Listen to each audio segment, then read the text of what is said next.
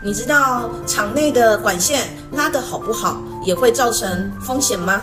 那今天就来跟大家分享的是一家 CNC 车床精密加工厂，里面呢不止加工的是铜，也有铁。那他们将油污做一个全新的管线拉制，那为什么说有缺点呢？以下我们就来做一个影片介绍。